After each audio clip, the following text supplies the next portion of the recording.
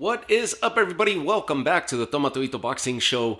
And hands down, this past weekend, the card that stole the show was Top Ranks out in Verona, New York, where it was headlined by Ray Ford against Oktaybe Kholmatov.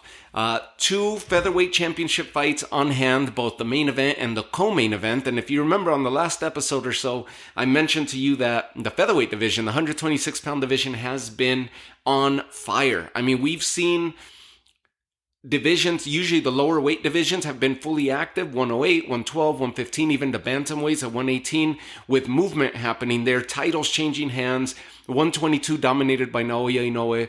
And then 126, the biggest move that took place in recent months was when Rafa Divino Espinosa dethroned Robeisy Ramirez and lifted the title from him in what was an amazing fight, an amazing ending to their fight out in Florida this past December.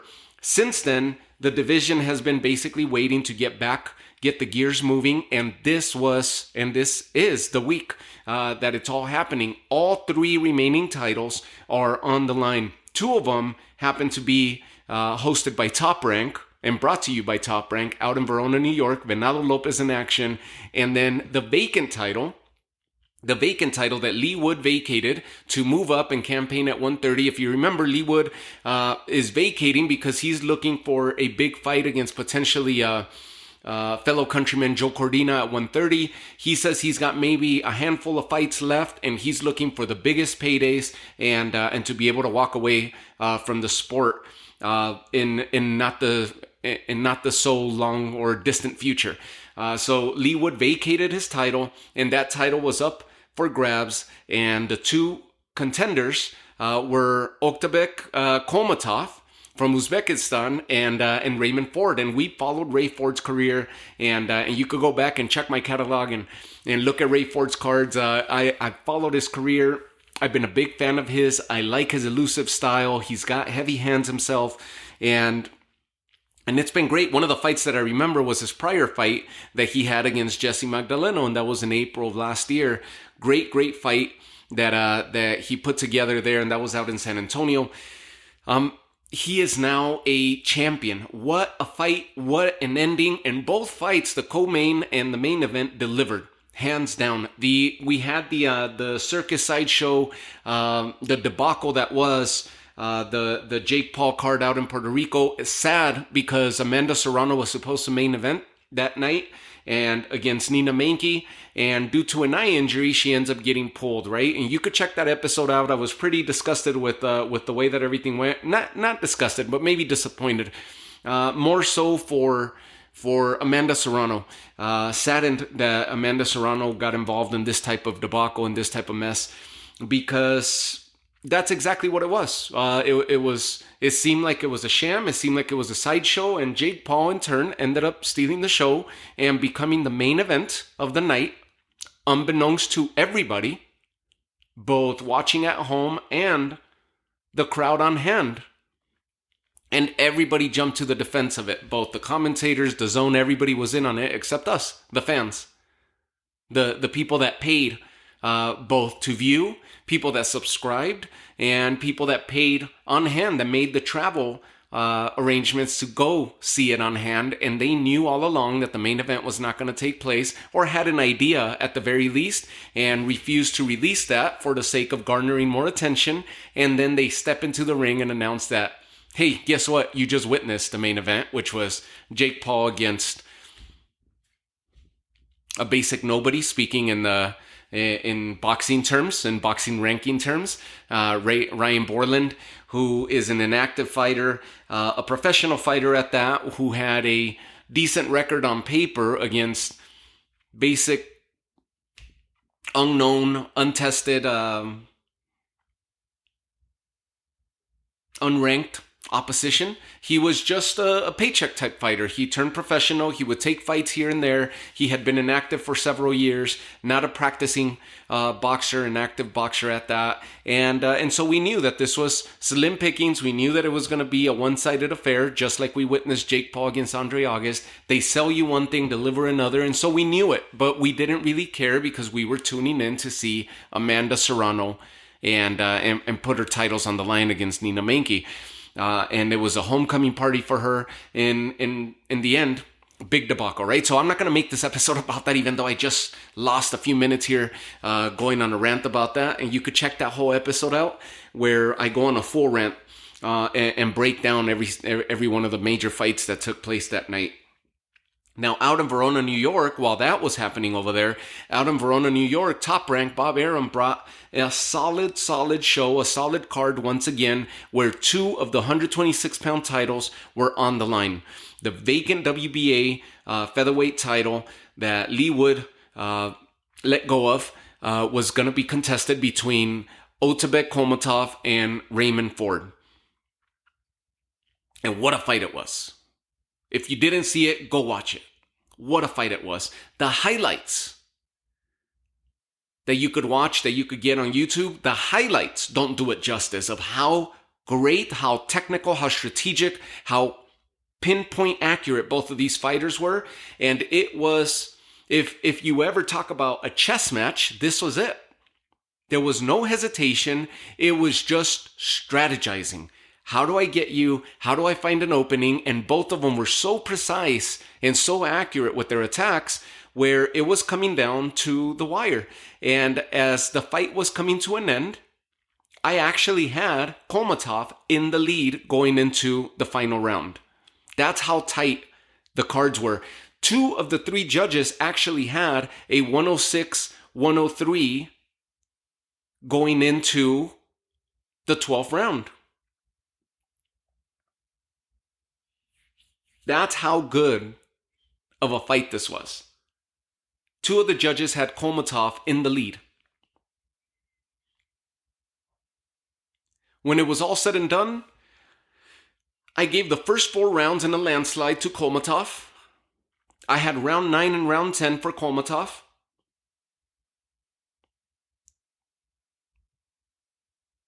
And then for Ford, I gave him round 5, 6, 7, and 8. He took the next 4 rounds, in my opinion. 1, 2, 3, 4 for Kholmatov. 5, 6, 7, 8 for Ford. 9, 10 for Kholmatov. Round 11, I gave to Ford because he was starting to catch Kholmatov with the most significant punches of the round where he was actually stumbling. Kholmatov was stumbling and getting buzzed by these punches. And you just felt like Raymond Ford was about to drop him. 6 rounds to 5 heading into the 12th round. It was that type of fight, and I had Kholmatov in the lead. Kholmatov comes out strong in the 12th, but Raymond Ford does so as well. Great defense, great movement, great footwork that managed to get the upper hand for Ford and the opening to be able to land the uppercut that began the downfall of Kholmatov in round 12. An uppercut that busted him to the point where it sent him stumbling to the other side of the ring, where Ray Ford chases him down, lands a few more punches. Kholmatov, trying to save himself and gather himself, continues to stumble, this time towards the ropes. Ray Ford closes in, continues his attack. Kholmatov turns his back completely to Ray Ford, stumbles his way chest first, leaning into the ropes of the corner.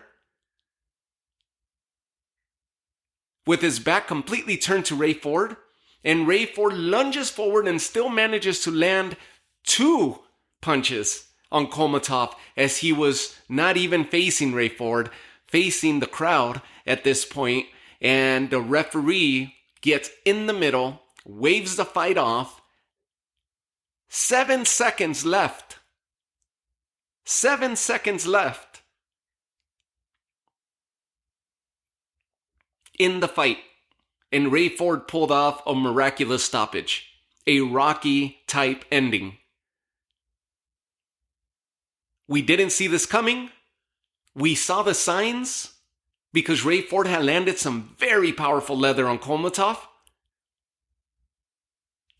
But Kholmatov had shaken up Ray Ford, and you could see Ray Ford looking concerned on the corner, tired, gassed. He didn't know what else to do, but he continued to go out there. It was a fight of spirit, a fight of where each other tested the other fighter's will, determination, mindset. And it was going to be that type of ending. Kholmatov getting hurt in the 9th, and I think in the 8th round is where Kholmatov actually got hurt. And so by the 9th and 10th, he chose to box from the outside and pepper Ray Ford from the outside, which he found success, and that's the reason I gave him those rounds. By round 11, he tried to do the same thing, but Ray Ford found the openings on the inside and would sneak up those uppercuts and those hooks where he would actually shake up Kholmatov. And so it gave you the sense that Kholmatov was more injured than he was willing to display, or than that we were witnessing, that we were catching on to. He was actually he was more hurt than he was giving way. And we weren't that aware based on his movement and his footwork and how he was boxing from the outside. But as soon as they would close in on range, Ray Ford would hit him, and you would see the reactions not very favorable for Kholmatov. And that's where you started seeing the momentum switch, where we were like, Ford's got him. Ford's going to pull off the stoppage. Come the 12th round, and Ray Ford went from Savage, which is his nickname, he went from Savage to full-on beast mode to close out this fight and become the new 126-pound champion. If this isn't an early candidate and a sure shot candidate for fight of the year, it should definitely be, the 12th round should be the round of the year. With the title implications and so forth, what a meaningful fight, what a meaningful end to this fight, what a meaningful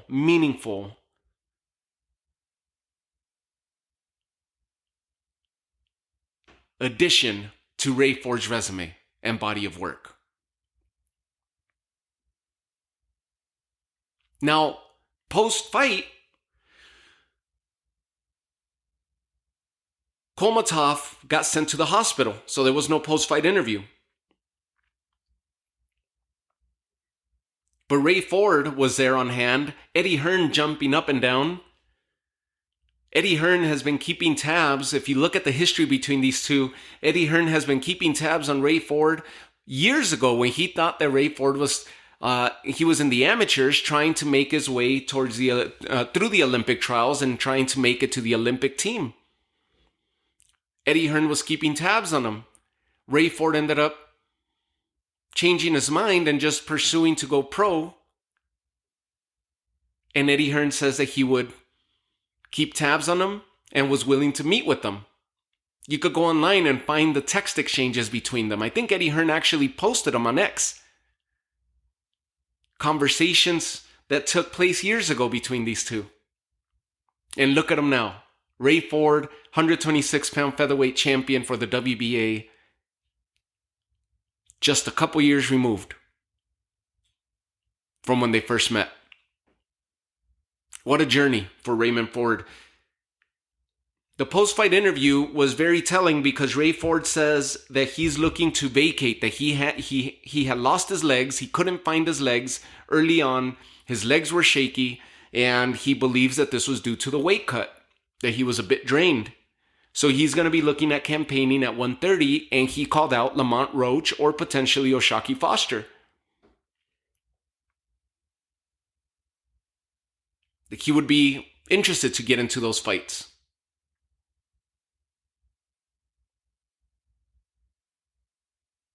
Meaning he would vacate this title, and you bet that if he does vacate and moves up to 130, this title will be up for play, and you bet your ass that Kholmatov is going to be a sure shot candidate to challenge for the title a second time right back. There's no other better candidate right now. Kholmatov, his performance was solid. And if it would have gone to decision and he would have done and stuck to his game plan from a couple rounds earlier of boxing from the outside, he could have secured that decision maybe by a point or 2 points. He was up on 2 of the 3 judges' scorecards. He was up on mine. Unofficially. Ray Ford winning that last round would have been a draw. If that would have been considered a standing 8 before he turns his back and flees from Ray Ford and hurt Kholmatov, fleeing, turning his back from Ray Ford,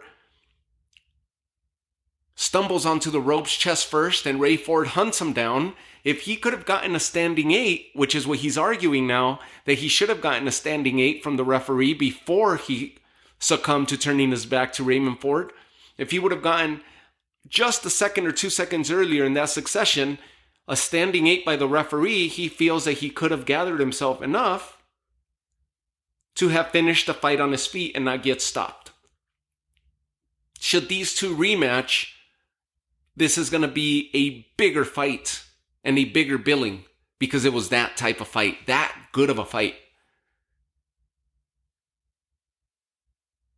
If he would have gotten the standing 8 and Ray Ford finishes, remember, 7 seconds left in the round when the stoppage came, which means we would have been in that same predicament where Ray Ford would have let go of his hands, maybe so Kholmatov as well, but Ray Ford had that type of round where he would have won. With the knockdown, he still would have won on the judges' scorecards, even the judges that had Kholmatov up 106-103.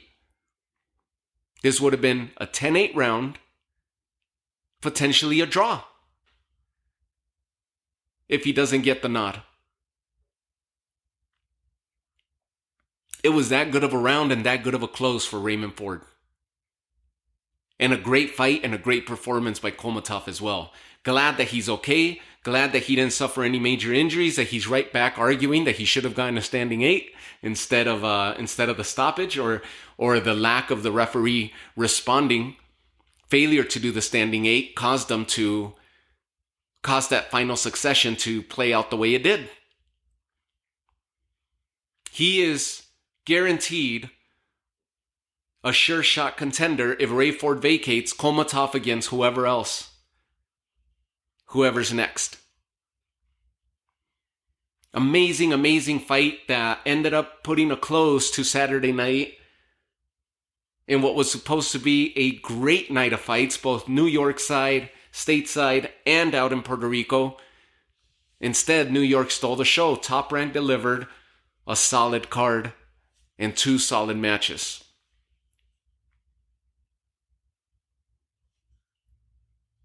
In the very same division, the co-main event was between Luis Alberto Lopez, El Venado, the Deer, as they've nicknamed him for years now because of the style that he has where he looks like he's prancing around the ring.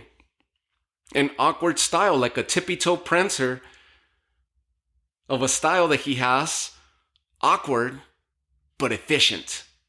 He is one of the most underrated fighters, one of the most underrated boxers in the world right now, one of the most underrated champions. And if you saw the fight in this co-main event and the work that he did against Reya Abe, you know that Japanese fighters are durable, they're strong, they look for the fight, they refuse to quit. Even when the odds are stacked against them, if they're bloody, if they're swollen, if they're getting beat up, they refuse to quit. They will go out on their shield. And you know that time and again from every Japanese fighter that you ever witnessed.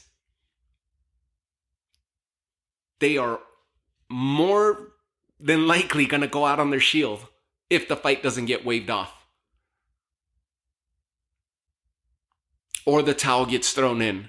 But the boxer's not going to succumb unless he can't keep going. And we just witnessed that in the great Japanese card that we just had out with the bantamweights, with Nakatani and Inoue. No matter how hurt they are, they're going to keep going. More so, it played out in the Inoue Ancajas card where they were just beating the crap out of each other's body.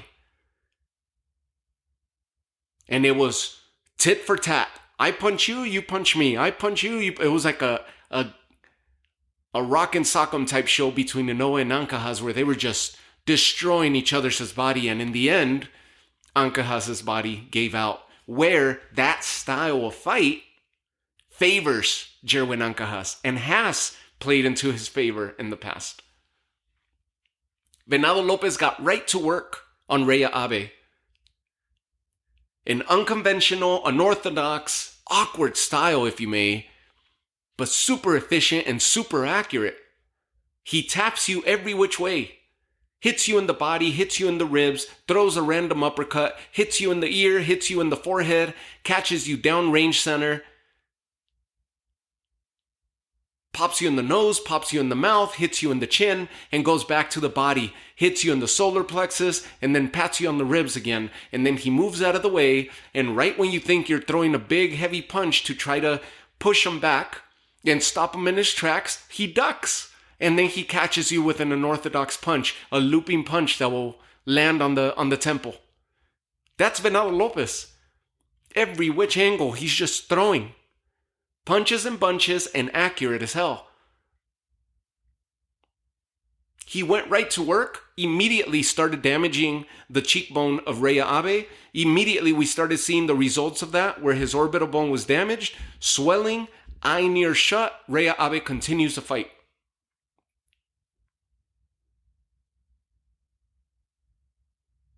By the 6th round, it was pretty much done, but they kept going. Venado looking for the stoppage, couldn't. The corner, not willing to stop. Come round 7, Reya Abe, not willing to stop. Getting outpointed, getting outpunched, getting outworked, but continues to come forward and continues to try. By round 8, Venado starts mocking the crowd, signaling to the crowd as if, make some noise for me. And the crowd responds. And when the crowd responded and got on their feet cheering for the fight, for Venado to seek the stoppage, kind of like an old wrestling move where Hulk Hogan would signal with the ear signal with his hand, and he would do like to the crowd, signaling to the crowd that I can't hear you, and the crowd would go louder. Or a Ultimate Warrior where he would shake the ropes. Well, Venado Lopez, signaling to the crowd, gets the energy boost that he needed and unleashes on Reya Abe in round 8. Just goes in on him and starts throwing everything that he could and landing in such quick succession that the referee jumped immediately in and said, no mas, no more. This guy's gonna hurt Reya Abe. I'm gonna have an injured fighter here, more so than what I'm already witnessing. Referee immediately jumped and stopped it. That's what he needed to see. I don't know what he was waiting for.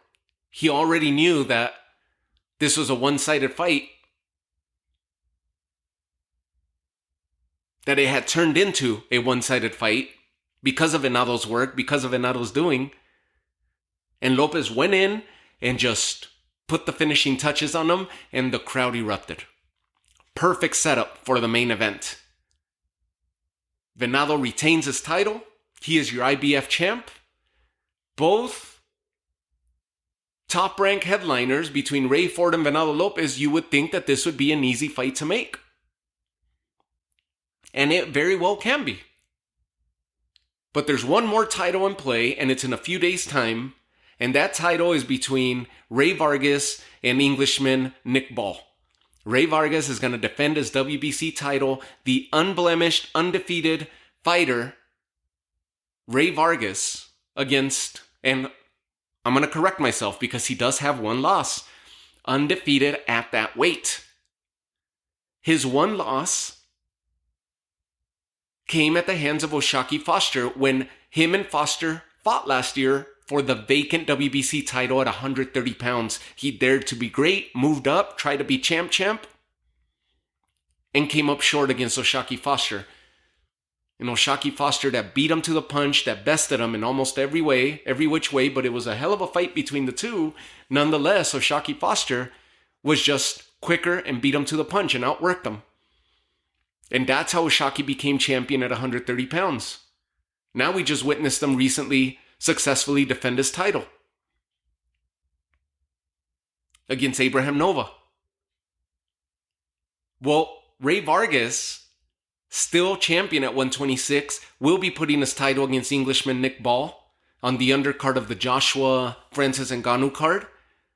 And that's the third of the 4 titles in play, with the first one having changed hands in December. Like I told you, Divino lifted it from Robeisy Ramirez. Now the WBC title is next to be in play. Rey Vargas, Nick Ball. The mini pint-sized Nick Ball. That's just, his nickname is perfect, Wrecking Ball. And that's what he does. He comes at his opponents and attacks with ferocity. Rey Vargas, I'm sure, is going to be towering over him. And we'll look deeper into that in a couple days' time. But come on. What a show. And if you didn't see it, go watch it. You owe it to yourself. As a boxing fan, you owe it to yourself. This is quality boxing, and boxing at its purest. Once you get to the big mega events, the big showboat events and the promos and the interviews and the smack talk, and it gets out of hand, and then the fights more often than not fail to deliver or end up being duds or one-sided affairs or all the hype. Everybody's so overly hyped, tickets overly priced, and the promotion, and all you hear about it is this and that and the showdown. You name it. You know exactly what I'm talking about. And then the fights turn out to be somewhat dull. Very rarely do we end up getting a showdown in the form of what we just witnessed with Ray Ford and Kholmatov at the highest levels of the sport, marketably speaking. This is what makes me love the sport so much. These 2 performances that we witnessed, the cards that we witnessed between Nakatani and Santiago moving up and dethroning the champion at 118. That's boxing. That's the purity of the sport. Your skills against my skills. And let's play a little chess in the form of boxing. So congratulations to Raymond Ford. Savage goes beast mode on Kholmatov to close out the fight in the 12th round and get his hand raised as the new WBA champ at 126. And then Venado, solid work. One of the most solid and underrated champions overall, but definitely in the featherweight division. We got Divino Lopez now, and then Rey Vargas, should he retain. Holy crap. That's 3 Mexican champions in one division, with the American Raymond Ford standing in their way. Should he return to 126 and not vacate immediately, U.S. versus Mexican wars are, come on, as marketable as ever. You take those to Texas, you take those to California, and you got yourself a big show. Mexico versus Mexico, even more so if we get a successful Rey Vargas later in the week, and him against Venado seems to be the fight that people are talking about. Divino seems to be in talks with Robeisy, so they could run that fight back. But if we get Divino against Raymond Ford in a unification, or Venado against Raymond Ford, all of them are going to be amazing fights.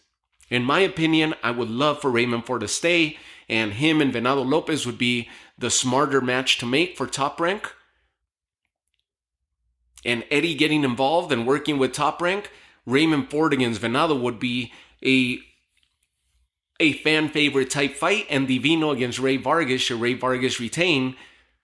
Tall, lanky, a boxing match that would be fought from the outside, and a lot of heavy leather being landed whenever they would be at close range in a Divino Rey Vargas potential matchup. That would be the ideal scenario for me at 126, but we'll see what happens. We'll see if Rey Ford vacates, and we'll see how it plays out for Rey Vargas later in the week. I leave you guys with that. Thank you guys again for tuning in. Thank you for all the love. Thank you for the support, and we keep growing. We keep going, and we're gonna continue pushing through. I wish you all nothing but the best. You, respectively, that are listening on the other end, and as long as you continue tuning in and downloading and listening, I will continue being on this side of the microphone and bringing you the absolute best that I can bring in coverage, whether it be by way of previews or recap episodes. Thank you guys again. Love you guys right back. Have a good night.